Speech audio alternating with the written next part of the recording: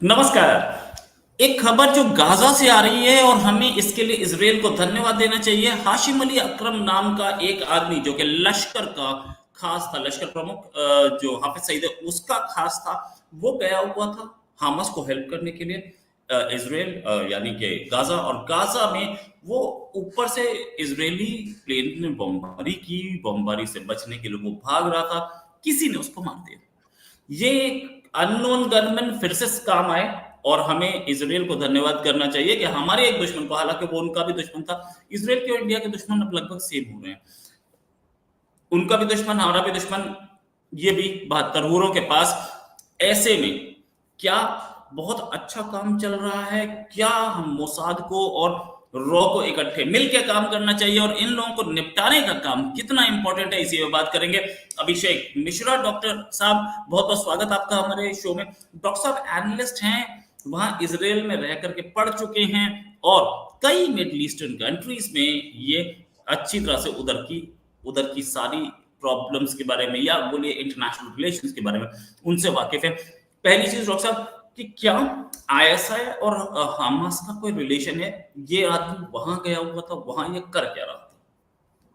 दादा ये तो ओपन सीक्रेट है, इसमें तो कुछ हो नहीं है। इवन आप देखिए नवाज शरीफ साहब आए, उन्होंने पूरे जलसे में पैलेस्टाइन का वो फ्लैग था उसको सपोर्ट किया, which was directly indirectly support to Hamas basically, क्योंकि पैलेस्टाइन का सपोर्ट तो हम भी कर रहे हैं, पैलेस्टाइन का सपोर्ट तो प्रधानमंत्री मोदी जी कर रहे हैं, क्योंकि कल ही मोदी जी ने जो है वो 50 टन के करीब करीब जो है हेल्पिंग एड भेजा है।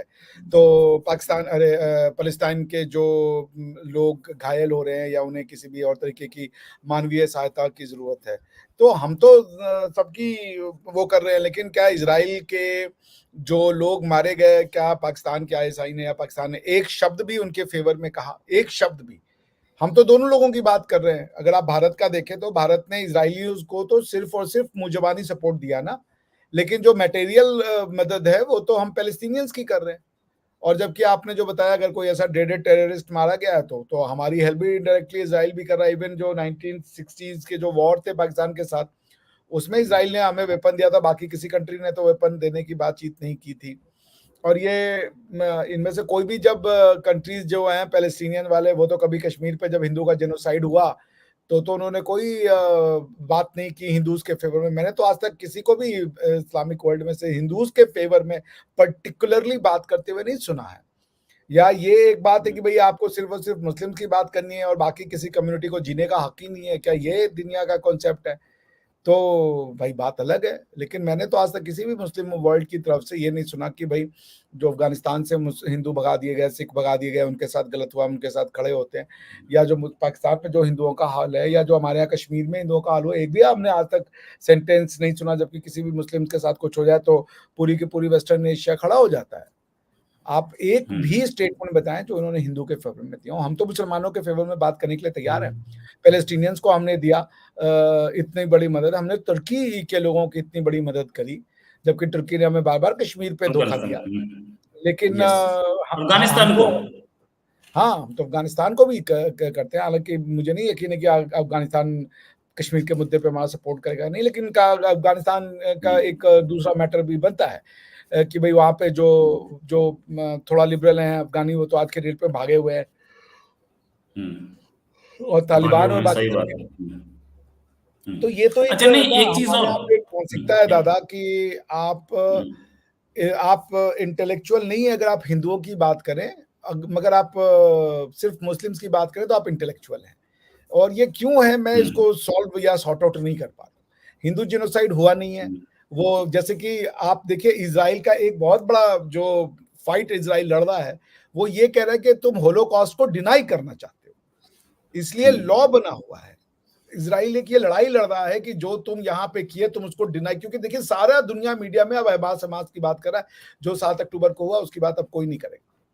बेसिकली इंडिया के साथ भी यही हुआ, हमारा आपका जिनोसाइड हुआ। हमारे आपकी किताबों में ये डिस्कशन तो होता है कि भैया माता सीता को किसी धोबी ने कुछ बोल दिया था, तो एक कोई उसमें रामचरितमानस में कोई वर्स है जो कि बड़ा ऑब्जेक्शनेबल है महिलाओं के लिए। लेकिन ये नहीं होता कि यहाँ की औरतों को, हमारी औरतों को एक ऐसी आइडियोलॉजी आई जिसने अरबों को, अफगानियों को बेचा है, उनका बाजार लगाया है। उनको हरम में रखा है, औरतों ने जिसकी वजह से अपनी जानें दे दी हैं ताकि उनको किसी बाजार में बेचा ना जाए। ये पार्ट ऑफ डिस्कोर्स ही नहीं है। हमारे यहाँ पीएचडी लिखी जा रही है कि रामचरितमानस के किसी एक श्लोक में सीता माता जी के लिए अभद्र व्यवहार लिखी गई है। आप बाकायदा आप उसके ऊपर लेक्चर पे लेक्चर सुनेंगे, लेकिन एक जो लोग मिसोजिनिस्ट है, भाई वो भी तो भारत की ही लड़कियां थी ना, जिनको यहाँ से उठा के बेच दिया गया। उनके घर वाले नहीं होंगे, उनकी जिंदगियां बर्बादी कर दी गई होंगी। जो भी जिंदगी उन्होंने इस धरा पे जी, वो तो मनुष्य से भी गई गुजरी जिंदगी रही होगी, लेकिन वो पार्ट ऑफ डिस्कोर्स ही नहीं है। ये डिनायल जो कर दिया गया, ये डिनायल एक इंटेलेक्चुअल एक्सरसाइज है जो इजराइल फाइट करता है।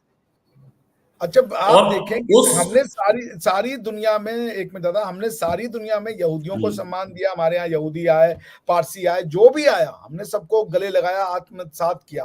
किसी को हमने कभी वो नहीं किया, क्या नाम है, प्रोसिक्यूट। लेकिन हमारे लिए कोई बोलता ही नहीं है। हमें क्या जीने का हक नहीं है? सही बात, सही बात। और दूसरी चीज कि उस पास्ट पर उस पास्ट पर फक्र है सबको कि हम लोगों ने इतने सारे लड़कियों को स्लेव बनाया और उनको बेचा। इस पास्ट पर किसी को शर्मिंदगी नहीं है। चाहे जो रामायण में लिखा हो उसको हिंदूज ही कंडेम कर रहे हैं। जो रामायण में लिखा है उसको हिंदूज ही कंडेम कर रहे हैं, हिंदूज ही उस पर पीएचडी कर रहे हैं। जो कुरान में लिखा है उसको कोई मुसलमान कंडेम करने के मूड में नहीं रहता है। भले ही बोले कि हाँ ये गलत है, नो डाउट अबाउट इट, लेकिन 80% जो 80% जो मुस्लिम्स हैं वो उसे जस्टिफाई करने के पीछे लग जाते हैं कि नहीं सही लिखा है, चाहे सेक्स स्लेव्स का मामला मेरी तो यहाँ पे हो, चाहे कोई और चीज हो। लेकिन आप मुसलमानों को एक क्रेडिट तो दीजिए ना, वो डॉक्यूमेंट्स तो करते हैं ना, डॉक्यूमेंटेड, भले वो उसमें कोई भी फैक्ट हो, मगर अगर एक मुसलमान किसी भी तरीके से, भले ही वो परपेट्रेटर भी हो, तो उसको भी वो विक्टिम भी दिखा देंगे। डॉक्यूमेंटेशन तो उनका अनपैरेलल्ड है।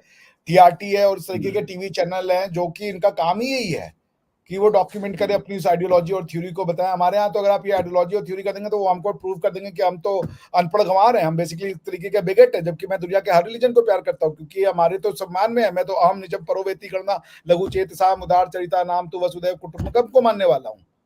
तो उसके बाद भी हम पे ये इल्जाम लगा दे रहे हो। भाई इंडिया की तो डॉक्यूमेंट ही नहीं, कितने लोग मारे गए, कितनी बेचारियों महिलाएं यहाँ से ले जाके मजारों में बेची गई। हमारे महिलाओं ने वो एक नया इनोवेटिव क्राइटेरिया वो शुरू किया अपने आप को बचाने के लिए, जिसको जौहर कहते थे। इसका कोई डॉक्यूमेंटेशन नहीं है। यही इजराइल भी लड़ाई लड़ रहा है कि इसीलिए यूरोप में होलोकॉस्ट एक्ट लाया गया कि आप डिनाई नहीं कर सकते। India also need a Hindu persecution act, because कि ये कम्युनिटी जो है वुंडेड है, ये कम्युनिटी जो है ये इतनी ज्यादा मतलब समझ लीजिए परसिक्यूटेड है, और इसको अपने परसिक्यूशन को बोलने पर लोग इसको बिगट कर देते हैं।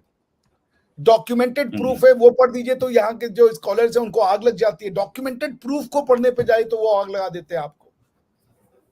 तो एक बड़ी अजीब सी है भाई मैं कह रहा हूँ हर मानव की जो हत्या है या उसका जो डेथ है वो निंदनीय है। मगर ये कि भाई एक किसी का है तो वो तो बहुत बुरा है, और किसी का हो रहा है तो इसको तुम डॉक्यूमेंट भी मत करो। तुमने जाके कर दिया तो वो विक्ट्री है। तुमने कोई लैंड जीत लिया तो वो इस्लामिक लैंड होगी, लेकिन दूसरा कोई जीत रहा है वो अपना लेजिटिमेट एक्ट भी, तो उसको कभी उसका हक नहीं मिलेगा। दो प्रिंसिपल है। You do not apply same set of law for same set of people. Universality है ही नहीं लॉ की। लॉ हमेशा कंटेक्चुअल है तुम्हारा। इस कंटेक्स्ट में तो भाई जो कंटेक्चुअल लॉ है वो तो एक तो दिक्कत ये है कि इन्होंने यूनिवर्सल गॉड, लोकल गॉड को यूनिवर्सल बना दिया है। गॉड ऑफ इजराइल से शुरू हुआ था और आज वो गॉड ऑफ वर्ल्ड बना हुआ है। बहुत थ्योरेटिकल, बहुत रिविजिट करने की जरूरत है और लोगों को सच बोलने की जरूरत है कि भाई ये ऐसे नहीं चलेगा। अब मैं कल एक किताब पढ़ रहा था, उसका नाम है न्याय सूत्र, और मैंने वो इतनी बढ़िया किताब है, ज्यादा 3-4 हजार साल पहले लिखी गई होगी। उस किताब को पढ़ के मुझे 43 साल की अवस्था में पता चला कि एक ऐसी ब्यूटीफुल किताब लिखी गई है जिसका फिलॉसफी हर लॉ स्टूडेंट को पढ़ना चाहिए, पढ़ता ही नहीं है। और उस किताब के ऊपर लिखा है हिंदू टेक्स्ट। ये तो मानसिकता है दादा, यहाँ के लोगों को ये बताने के लिए कि यहाँ पे कोई इंडिजीनियस पॉपुलेशन नहीं थी, इसको हिंदू और मुसलमान और क्रिश्चियन में वो कर दिया है। आपको पता है इंडियन जो सक्सेशन एक्ट है वो हिंदुओं पर लग करके वो क्रिश्चियंस में लगता है, उसका नाम इंडियन सक्सेशन एक्ट है। और जो हिंदू लॉ है, जो बेसिकली इंडियन लॉ है, उसको इन्होंने हिंदू लॉ पर एंडार्स कर दिया है। दी एजुकेशन सिस्टम ऑफ इंडिया ने वो परसिक्यूशन किया है, जो परसिक्यूशन तो ये ये नहीं कर पाए। राइट। तो क्या इजराइल में भी कुछ इसी तरीके के मंसूबे हैं इनके? और दूसरी चीज ये कि ये जो लोग वहां जाते हैं आईएसआई के या लश्कर के, जो लोग हमास को सपोर्ट कर रहे हैं, क्या ये पहले से पता था? तो कहीं इंडिया और इजराइल के बीच में कोई कोऑर्डिनेशन नहीं होना चाहिए इन सबको ठीक करने के लिए? नहीं, देखिए मैं क्या कह रहा हूँ कि वो कोऑर्डिनेशन हो, वो जा नहीं रहे हैं, ऐसा तो हो नहीं सकता। जा रहे हैं, जाए भाई, आपको किसी चीज में विश्वास है, आप उस विश्वास को व्यक्त करें। लेकिन पॉइंट ये है कि आप एक तरफा का दुख, आपको दुख लगता है, बाकी किसी का दुख लगता ही नहीं। दिक्कत ये है, जब सही तक बात ये है। यूनिवर्सल वैल्यू सिस्टम पे नहीं जाएंगे, एक तो ये जो आलम इस्लाम थोड़ा सा एरिया है, उसको आलम इस्लाम कहते हैं, वैसे कि वो पूरा वर्ल्ड है। इनको आलम इस्लाम से आलम इंसान पे जाना पड़ेगा। जिनको इस्लामिक वैल्यूज की तरफ से इनको यूनिवर्सल वैल्यूज पे जाना पड़ेगा, जो कि यूरोपियंस ने किया और यहूदियों ने किया। भाई यहूदियों के हिसाब से तो हम लोग भी गंदे लोग हैं। आप यहूदियों की किताब पढ़ेंगे, उसमें हौदा करके जो कंट्री है वो हमारी, आपको शायद नहीं पता हो, मैं आपके दर्शकों को बता दूं कि यहूदी जो हमें जिस वर्ड से यूज करते हैं, जिस शब्द से यूज एड्रेस करते हैं, उस वर्ड का नाम है हौदा। और हौदा यानी कि इंडिया का आपको मेंशन एंशिएंट टेक्स्ट में मिलेगा, तोरा में और इसमें, और वो बहुत बड़ी सिविलाइजेशन हुआ करती थी। तो पॉइंट ये है कि यहूदियों के हिसाब से भी हम अच्छे लोग नहीं थे, क्योंकि हम पेगन थे। और सो कॉल्ड पेगन पता नहीं क्या ज्ञान लेकर के आए कि भाई एक गॉड है, उसकी मूर्ति पूजा मत करो, ये ज्ञान है सो कॉल्ड, और हम पेगन है। और यहाँ के लोगों ने इंटरनलाइज कर दिया। यहाँ के लोग जो, एक तो दुख की बात है कि ये जो हमारे ऋषि मुनि और ये लोग थे, इन्होंने अपनी पुस्तक ऐसे मूर्खों के लिए लिखी, जिन्होंने कि इस ज्ञान को जितना समझ लीजिए नुकसान पहुंचाया, किसी और चीज को नहीं पहुंचाया। ज्ञान को, फिलॉसफी को इन्होंने वो जो है बस इससे ये विधि मिल जाएगा, ये तुम्हें आराम मिल जाएगा, ये फल मिल जाएगा, उसको इन्होंने इस पे रिड्यूस कर दिया, इतनी डीप फिलॉसफी को। जी दादा। राइट। अच्छा, एक चीज और कि हम ये जो देख रहे हैं, एक आज ना वो जा रही है, एक वायरल हो रहा है, एक चैट मतलब क्या, स्पेस, ट्विटर स्पेस, वो वायरल हो रहा है। उसमें पाकिस्तानी बोल रहे हैं हमारी टीम जीत कैसे सकती है। तो कोई इंडियन उसमें बैठा था, बोले मैं तरीका बताता हूँ आपको कि अफगानी जीतते थे, उन्होंने सबने भारत माता की जय बोला था, आप भी नेक्स्ट टाइम बोलना तो जीत जाओगे। उसको बाहर निकाल दिया गया स्पेस से। तो ये जो जिस तरीके से पाकिस्तानी टीम हार रही है, यहाँ आके ये लोग बीफ मांग रहे थे, फिर उसके बाद इन्होंने गंद मचाना शुरू किया। कल इन्होंने लड़कियां भी छेड़ना शुरू किया, मैंने वो वीडियो कल चलाया। सोचने वाली बात कि ये दूर से लड़कियां भी छेड़ रहे हैं, ये सारे काम कर रहे हैं, ये मीनारे पाकिस्तान यहाँ करना चाह रहे हैं, और कुछ इंडियन ही इन्हें सपोर्ट कर रहे हैं। ठीक है, पाकिस्तान और इंडिया में, पाकिस्तान की प्रॉब्लम है, कोई मॉरल प्रिंसिपल्स नहीं है पाकिस्तान के। मोरालिटी उनकी जो है वो बहुत इंस्टेंटेनियस होती है, बहुत ही कंटेक्चुअल होती है, समय के साथ बदलती है। कोई एक कोर प्रिंसिपल नहीं है जिस पे पाकिस्तान खड़ा होता है। पाकिस्तान की पूरी फिलॉसफी का कोर है कि I am not an Indian, और annihilation of India is the objective of Pakistan. That's it. इससे अच्छी पाकिस्तान की कोई डेफिनेशन मुझे समझ में नहीं आती। This is a country which whose sole aim कि इंडिया फ्रेगमेंटाइज हो जाए, इंडिया टूट जाए, यहाँ पे गजवाए इस्लाम हो जाए, गजवाए हिंद हो जाए, और गजवाए हिंद के बाद जो है वो जो मैटर को दुनिया को इंड होना है वो हो जाए। तो अब एक निगेटिव कंट्री है, अब उनको यहाँ आके बीफ चाहिए। आई डोंट नो, वो सऊदी अरेबिया में जाके सुअर मांग लेंगे, वो क्या मतलब उनके ऊपर है ये, कि आपको किसी की सेंसिटिविटी का कोई नहीं है। हम कह रहे हैं भाई अगर कोई नहीं खाता, आप ना खाओ, तो क्या दिक्कत हो जाएगी आपको? बाकी दुनिया का मीट तो है ना, आखिर आप भी तो नहीं खाते हो ना, क्या नाम है, सुअर। तो हर कम्युनिटी ने कुछ ना कुछ बैन किया। रिस्पेक्ट कर लो दूसरे की फीलिंग की यार, कि तुम्हारी फीलिंग के मतलब, मेरे कुछ पाकिस्तानी उनसे बातचीत हो रही थी कि आप अगर मुसलमानों के बीच रहे तो हमेशा तुम्हारे भगवान ये है, उड़ने वाला भगवान कौन है, ये वाला भगवान कौन है, दूसरों के भगवान, दूसरों के इनके मन में कोई वो नहीं, आपकी जिंदगी नरक बना देंगे ये। और ये सच है, जब आप मेजॉरिटी में हो तो आप ये रिस्पेक्ट नहीं देंगे। लेकिन आप अगर और दूसरों से चाहते कि हमें रिस्पेक्ट मिले, तो भाई ये तो क्या कहा जाए। अब आके बीफ मांग रहे हैं, इनकी ओडेसिटी देखिए। Instead of stating that we were overwhelmed and thank you India for this wonderful organization and the great welcome, ये लिख रहे हैं हमको बीफ नहीं मिल रहा। तो बीफ खा के तो आए थे ना भैया, प्रोटीन के तो 50 सोर्स है, तो वो सोर्स खा लेते, न्यूट्रीनगेट खा लेते भैया, दाल खा लेते। 369 पीपल लाइव विद अस। और एक जनाब सुनील सिंह जी ने बोला है, जय काशी के पुत्र मेरे मिश्रा जी और सदगुरु जी, जय गुरुदेव, जय जोधपुर जी, जय जय राजस्थान जी, सन सिटी क्लोज टू अर्थ। आपके वैसे भी फैन बहुत हैं यहाँ पर। एक और जनाब ने लिखा था कि हर हर महादेव, ये हर हर महादेव। ये चीज अच्छा, एक चीज और कि क्या ये इस्लाम में डेमोक्रेसी अलाउड नहीं है?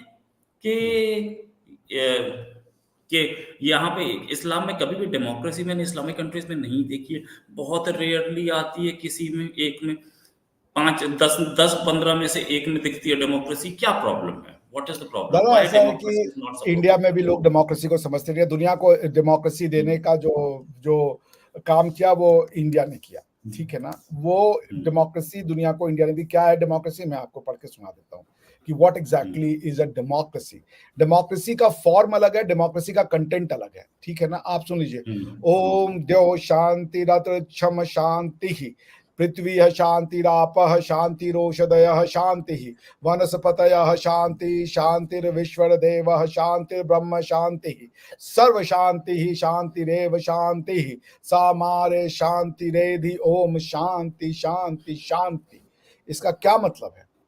तीनों लोकों में शांति, जल में, थल में, गगन में, अंटार्कटिका में, अग्नि में, पवन में, औषधि में, वनस्पति में, वन में, उपवन में, संपूर्ण विश्व में, जीव मात्र के हृदय में और जगत के कण कण में शांति। प्रभु ओम शांति। ये है डेमोक्रेसी। इलेक्शन को डेमोक्रेसी नहीं कहते हैं। मैं आपको ऐसी गवर्नमेंट बता दूंगा जो डेमोक्रेसी तो है पर सबकी वेलफेयर की कामना नहीं करती हैं। यूरोपियन जो कॉन्स्टिट्यूशन है वो इसका एग्जांपल है। वो एक नेशनलिस्ट कॉन्स्टिट्यूशन है। जो हमें हिंदू नेशनलिस्ट कहता है वो जाके पढ़ ले पहले शांति मंत्र उसका। हम नेशनलिस्ट हैं। दुनिया को यूनिवर्सलिस्ट बनाने का काम हमने किया। हम जीव की बात कर रहे हैं, इंसान की भी बात नहीं कर रहे हैं। ये है डेमोक्रेसी का प्रिंसिपल। जो लोग कहते हैं universalization, global value, universal value, अहम निजम परोवेति गणना लघु चेत साम वसुधैव उदार चरिता नाम तु वसुधैव कुटुंबकम कहने वाले लोग ये डेमोक्रेसी ये नहीं जानते हैं। एकदम सत्य कहने वाले ये है डेमोक्रेसी। इनको इलेक्शन नहीं भी दीजिएगा तो डेमोक्रेटिक होंगे। आप एक बात बताइए दादा, जब यहाँ पे यहूदी आए तो यहाँ पे इलेक्शन होते थे? यहूदियों को प्रोसिक्यूट नहीं किया। यहाँ पे कोई डेमोक्रेटिक गवर्नमेंट थी? यहाँ पे पारसियों को जब प्रोटेक्शन दिया गया वहां पे कोई डेमोक्रेटिक इलेक्शन से आई हुई गवर्नमेंट थी? डेमोक्रेसी इंडिया के खून में है। डेमोक्रेसी का मतलब होता है प्लूरलिज्म, हमारे खून में, हमारे डीएनए में है। डेमोक्रेसी का मतलब होता है सबकी सम्मान, हमारे खून में है, हमारे उस डीएनए में है। हम एकम सत बहुधा विप्लवा वदन्ति की बात करते हैं। डेमोक्रेसी का मतलब होता है यूनिवर्सल वैल्यू। ओम शांति शांति मैंने आपको पढ़ दिया। हम जीव के, सकल जीव के, हम एनवायरमेंट में इंसान को किसी से सुपीरियर नहीं मानते, हम सब की बात करते हैं। यही डेमोक्रेसी है। डेमोक्रेसी देने का काम दुनिया को किसी ने किया तो वो भारतवर्ष ने किया। और भारतवर्ष को ये सो कॉल्ड क्या नाम है इलेक्शन को ये डेमोक्रेसी से कर रहे हैं। इलेक्शन के थ्रू कश्मीर से हिंदू भगा दिए गए, वो डेमोक्रेसी था। आप इलेक्शन के थ्रू वो करना चाहते हो जो कि प्रोसिक्यूशन तलवार के थ्रू भी नहीं हुआ। हमें ये कहने वाला कि हमें डेमोक्रेसी नहीं पता है। आपके मन में किसी भी धर्म के लिए कोई वो है दादा? हम यहाँ जितने भी हत्याएं हुई, मार काट हुआ, एक भी आदमी ने उसका कोई डॉक्यूमेंटेशन किया? फिर भी हम किसी के लिए वैमनस्यता नहीं बांटते। हमारे लिए किसने आ उठाया? हिंदू किसने आ उठाया? हिंदुओं की बात करने वाला तो की बात करे वो शशि थरूर है, वो इंटेलेक्चुअल है। जो हिंदू की बात करे वो बिगट है। राइट। मैं एक चीज पूछना चाह रहा था डॉक्टर साहब आपसे कि आपकी पीएचडी कौन से सब्जेक्ट में भाई? लॉ, कंपैरेटिव लॉ में, कंपैरेटिव एंड इंटरनेशनल। और आप हिंदू धर्म के जो श्लोक हैं बिल्कुल कंठस्थ हैं आपको, वो कैसे? मतलब इतना तो मतलब आपकी धर्म के बारे में नॉलेज सुन के जो मैं मतलब हैरान हो जाता हूँ कि भयंकर यार, आपने भयंकर पढ़ाई की है। मैं उस धर्म का मर्म समझता हूँ। ये जो हमारे पूर्वज लिख रहे थे, जो ऋषि मुनि थे, उनका मर्म क्या था उसको मैं बताना चाहता हूं। वो बड़े ही उसको समझाने की आवश्यकता है। यही इसलिए गुरु चाहिए होता है। गुरु में, क्योंकि बाकी लोग इसको धर्म देखते, वो इसके लिए कोई हवन की कोई मंत्र समझ रहे हैं पर उसकी फिलॉसफी नहीं समझ रहे। उस तो मैं अब मेरे जो पूर्वज हैं जिन्होंने इतनी बड़ी एक इतनी मतलब महान संस्कृति दी है, मैं तो उसका उस लायक भी नहीं हूँ उतना बड़ा कि मैं वैसी बातें लिख सकूं। हाँ, उसको अगर मैं समझा सकूं ये मेरी बहुत बड़ी बात है। मैं तो आपके दर्शकों से कहूंगा जरा न्याय सूत्र पढ़ लें, जरा जाकर के ब्राह्मणास पढ़ लें। ब्राह्मण का मतलब कॉन्शियसनेस होता है, गॉड होता है, यहाँ पे लोगों को यही नहीं पता। मैं तो अपना नाम अब लिखने वाला हूँ, डॉक्टर अभिषेक मिश्रा की जगह शूद्र ब्राह्मण, अब ये मेरा नया नाम होगा।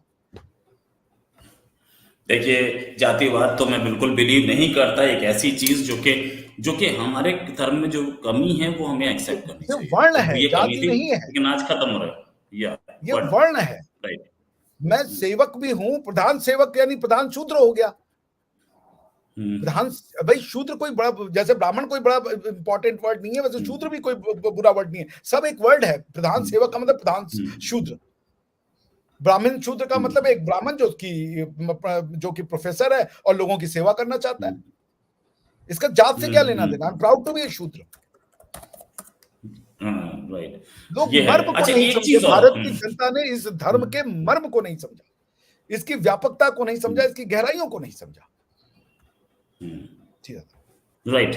अच्छा, एक चीज और, क्या ये जो गजवा हिंद के सपने लेते हैं, या ये इंडिया में जो ट्रबल फैला रहे हैं, इस तरीके से क्या ये थिंकिंग दूसरे कंट्रीज में भी, मुस्लिम, आप इतने सारे मुस्लिम कंट्रीज में रहे हैं, क्या उनकी भी थिंकिंग ये है कि ये काफिर है, इनको मारो, कुछ ऐसा थिंकिंग, ये सिर्फ पाकिस्तानी थिंकिंग है? देखिए, मैं मुस्लिम कंट्री में तो नहीं रहा कभी, क्योंकि मैं कजाकिस्तान में था, वो मुस्लिम कंट्री नहीं है, वो कजाक लैंड है। मैं अभी आपको कॉन्स्टिट्यूशन पढ़ दूंगा, वो कहते हैं वी आर कजाक लैंड, हमारे लोग मुसलमान धर्म को फॉलो करते हैं, but we are Kazakh land. Uzbekistan के, मैं अभी अच्छा। बोलिए तो पढ़ दो, वो सब कहते हैं वी आर उज्बेक लैंड, कोई मुस्लिम लैंड नहीं कहता। ये पाकिस्तान एक हिंदू लैंड है, उसको इस्लामिक राष्ट्र बनाने पे तुले हुए हैं। अरबियों का लैंड जो है वो मुस्लिम लैंड है। मैं आपको, आप जो ये कहते हैं ना 57 इस्लामिक मुल्क, ये झूठ है। उस हिसाब से तो 58 कीजिए, क्योंकि हम भी इस्लामिक मुल्क है, क्योंकि हमारे यहाँ भी मुसलमान जो है वो तो कई देशों से ज्यादा रहते हैं। इस्लाम ओआईसी का मतलब है जो इस्लामिक जिनके यहाँ पे लोग हैं वो उसका मेंबर। एक समय इंडिया मेंबर बनना चाहता था ओआईसी का, पाकिस्तान की वजह से वो मेंबर नहीं बना, तो क्या हम इस्लामिक मुल्क हो जाते?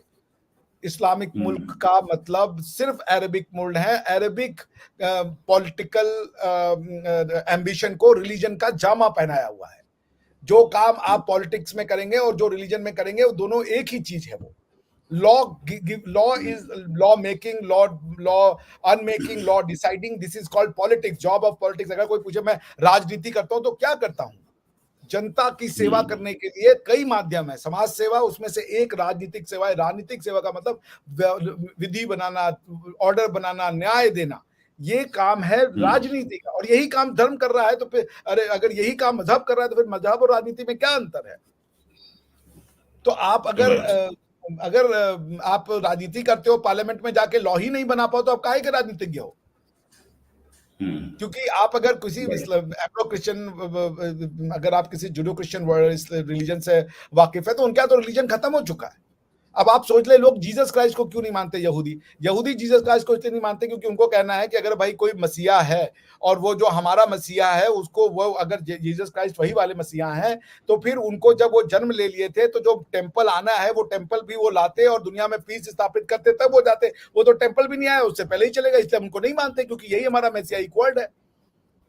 तो और वो जो उनके अलग अलग पॉइंट ये है कि एक local very regional Arabic phenomena को या मिडिल ईस्टर्न फिनोमिना को ग्लोबल फिनोमिना बना दिया गया।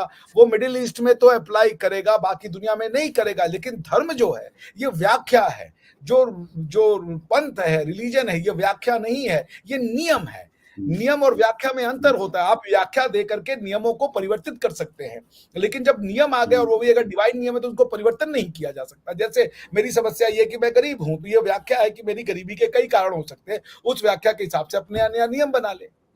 भारत को भारतीय नहीं मिले दादा, इन्होंने इंटरनेशनलिज्म के नाम पे पता नहीं क्या कर लिया है। अरे भाई, हम सबसे प्यार करते हैं, अरबों से प्यार करते हैं, हम यहूदियों से, हमसे कौन प्यार करता है? कौन हिंदुस्तान के हिंदू लैंड की बात कर रहा है? तुम अरबी लैंड के लिए मरे जा रहे हो, लेकिन अगर वही बोलते कि ये हिंदू लैंड है तो तुम्हारी जान चली जाएगी। तुमने बेचारों को बड़ा कास्ट के नाम पे लड़ा दिया है। तो ये हिंदुस्तान को जो काम तुर्क नहीं कर पाई, ये डेमोक्रेसी कर देगी अगर ये इसी तरीके से रहे। डेमोक्रेसी में लोगों को जोड़ने का काम करो। तुम तोड़ रहे हो कास्ट के नाम पे, इसके नाम पे, उसके नाम पे। कास्ट की सही व्याख्या तो बताओ, अगर किसी ने किया हो कोई, वो चाहे किसी भी जात का, उसको पनिश करो अगर उसने गलत व्याख्या की है तो। जी राइट। ये चीज के इजराइल इजराइल में क्या उन लोगों की ये जो लड़ाई है, बहुत टाइम से ये लड़ाई होती रही है, आप वहां पे रह के देख के आए हो क्या सिचुएशन है। इजरायलियों ने मेहनत तो बहुत की है, इसमें कोई शक नहीं। वो रेगिस्तान में जो उन्होंने खेती की है और रेगिस्तान में जो अपने आप को उन्होंने उठाया है, खास तौर से उस रेगिस्तानी इलाके में उनकी जीडीपी 1 करोड़ की पॉपुलेशन भी नहीं है इसराइल की, और जीडीपी इंडिया से 1/6 है। तो आप समझिए किस लेवल पे है। हम 130 करोड़ हैं, उनसे 130 गुना ज्यादा, 140 गुना ज्यादा पॉपुलेशन है हमारी, तब हम उनसे 6 टाइम्स 6 गुना ऊपर है। उनकी मेहनत तो देखिए बहुत है। क्या दादा, हुआ हमारे प्लीज यहाँ कंटिन्यू। चूंकि ना लोग ऐसा है ना कि बहुत आप अगर किसी यहूदी से पूछे आप हिंदुओं के बारे में क्या सोचते हो, बोलेंगे गलत लोग हैं। तो ये भी एक बहुत बड़ी बड़ी वो है, एक मिसअंडरस्टैंडिंग है हमारे यहाँ लोगों को। लेकिन ठीक है, अब वो धीरे धीरे वो सेक्युलर होते जा रहे हैं। जो सेक्युलर यहूदी है वो तो आपसे प्यार करेगा, जो जो रिलीजियस यहूदी है वो आपसे नफरत करता है। Let's be honest, let's call spade a spade. But Middle East में जो उन्होंने किया है वो अमेरिकन टेक्नोलॉजी से की, अमेरिकन सपोर्ट से की, अमेरिकन पैसे से की, और अमेरिका में ही इनके लोग बैठे हुए थे। तो ये आप ये कह दें कि ये सारे बिना किसी स्किल सेट के आए और यहाँ पे करने लगे, नहीं। यूरोपियन जो सेक्युलराइजेशन का फायदा लिया, गवर्नेंस का फायदा लिया, इनकी कॉन्स्टिट्यूशन जो है वो यूरोपियन सेक्युलराइजेशन को ही अप्लाई करती है, सेक्युलर लॉज को ही अप्लाई करती है, और मानवीय मूल्यों की बात करती है। ये जूइश स्टेट, मगर ये रहना सेक्युलर चाहते हैं। ये सिर्फ जूस के लिए एक प्रोटेक्शन देना चाहते हैं। मेरा वहां पे जो ये था, मैंने ये देखा कि बहुत से जो यूरोपियन जूस हैं उनके अंदर रेसिज्म कूट कूट के भरा है। जो व्हाइट गोरा जूस है वो ऐसा आप उसको समझिए कि वो आपको और हमको देख के गले लगा लेता है। This is not true, not at all true. हाँ, लेकिन जो समझदार हैं, जो उनमें से यहाँ आते हैं इंडिया में, कुछ उनको पता है, वो आपके लिए थोड़ा सा पॉजिटिव वो रखते हैं। वरना आप आज चले जाइए यूट्यूब पे और जा देख लीजिए उनके क्या विचार है इंडिया के बारे में।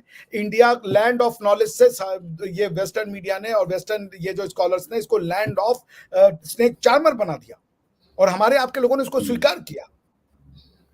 आप लैंड ऑफ नॉलेज थे, और आपको आज दुनिया जानती है कि ये गंदगी है यहाँ पे इंडिया में। इंडिया में काले लोग रहते हैं, इंडिया में गरीब लोग रहते हैं, इंडिया में इंडिया का मतलब है करी।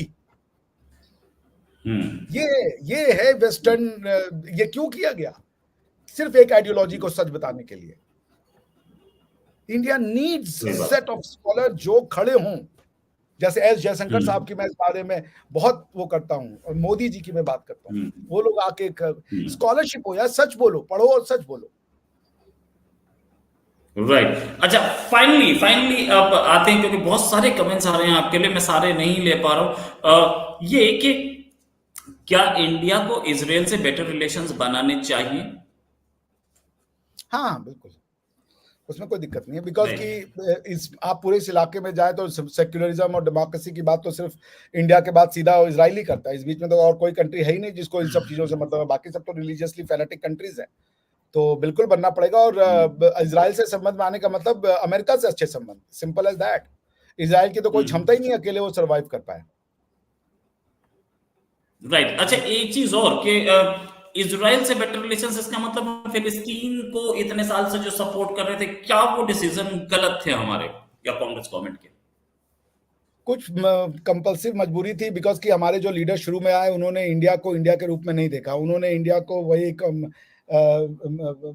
ब्रिटिश नजरों से देखा कि ये अलग अलग, जैसे राहुल गांधी जी कहते हैं India is a union of state. पता नहीं उनका क्या मतलब है। अगर वो कॉन्स्टिट्यूशन भी पढ़ के केसेस पढ़ ले होते तो भी सुप्रीम कोर्ट ने बार बार बता दिया इंडियन यूनियनिज्म की स्पेशलिटी क्या है। खैर एनीवेज, पॉइंट ये कि अगर वो यूनियन ऑफ स्टेट करें तो आप राहुल गांधी से बोलिए कि 1947 में तो पहले यूनियन बन गया था, स्टेट तो बाद में बने। 1956 में स्टेट्स के नाम मिलने पड़े। तो कौन से स्टेट की बात कर रहे हो जब स्टेट ही नहीं एग्जिस्ट करते थे? अमेरिका में इसका उल्टा हुआ। अमेरिका में पहले स्टेट आए, बाद में यूनियन बना। दोनों का कंपैरिजन ही नहीं है यार। ये स्टेट ऑफ तमिलनाडु कब बना, स्टेट ऑफ गुजरात कब बना, स्टेट ऑफ महाराष्ट्र कब बना? 1956 में पड़े। गवर्नमेंट ऑफ इंडिया कब बना? वो भैया 1949 से एग्जिस्टेंस में है, और स्टेट तो आज भी बन रहे हैं। तो ये कहना कि ये यूनियन ऑफ स्टेट, ये कोई प्री एग्जिस्टिंग स्टेट थे यार। इनका तो नाम आपने डिसाइड किया 1956 में। ये आपने डिसाइड किया कि भाई India shall be reorganised administratively on the basis of language. तो आपने कहा आउट किया, ये तो सारा वो मैन मेड टेरिटरी है, मैन मेड एडमिनिस्ट्रेटिव डिवीजन है कि ये कर्नाटक है, ये तमिलनाडु है, ये, और सब में देखिए लड़ाइयां। आप उड़ीसा का ऐसा पार्ट है जहाँ पे तेलुगु भी बोलते हैं, उड़िया भी बोलते हैं, कर्नाटक का ऐसा पार्ट है तमिल भी बोलते हैं, कन्नड़ भी बोलते हैं। कोई एकदम फाइन डिवीजन थोड़े है। जी साहब, राइट राइट, सही बात। Thanks a lot doctor Abhishek Mishra, आपने टाइम निकाला, आपको खाना खाने जाना है, लंच करने जाना है, बिल्कुल लंच मुझे भी करना है, तो प्लीज आप लंच कीजिए और हम फिर उसके बाद दोबारा बात करेंगे, एक जल्दी एक डिस्कशन। अभी के लिए नमस्कार, धन्यवाद, जय हिंद।